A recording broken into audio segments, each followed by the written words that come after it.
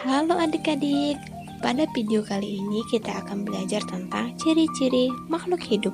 Pada video ini akan menjelaskan tentang pengertian makhluk hidup, jenis-jenis makhluk hidup, dan ciri-ciri makhluk hidup. Yang pertama, pengertian makhluk hidup. Makhluk hidup adalah suatu organisme yang dapat mempertahankan dirinya dari perubahan lingkungan dan dapat berkembang biak.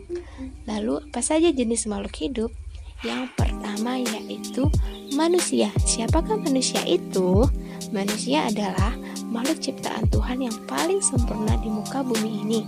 Dikarenakan manusia dilengkapi dengan akal dan pikiran. Jenis yang kedua yaitu hewan.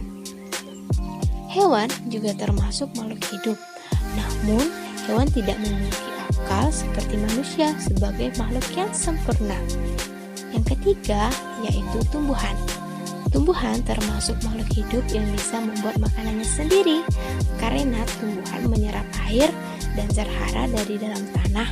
Kemudian air disalurkan ke daun, daun melakukan fotosintesis sehingga menghasilkan O2 atau oksigen yang bisa kita hirup sehari-hari. Lalu, bagaimana ciri-ciri makhluk hidup? Yang pertama, makhluk hidup membutuhkan makanan dan minuman. Kita semua makhluk hidup membutuhkan makanan dan minuman untuk bisa bertahan hidup. Begitu juga dengan hewan dan tumbuhan. Ciri yang kedua yaitu berkembang biak. Manusia juga dapat berkembang biak agar mereka mendapatkan keturunan dan membentuk suatu keluarga. Hewan berkembang biak dengan cara bermacam-macam. Contohnya, berkembang biak dengan cara bertelur, beranak, serta beranak dan bertelur.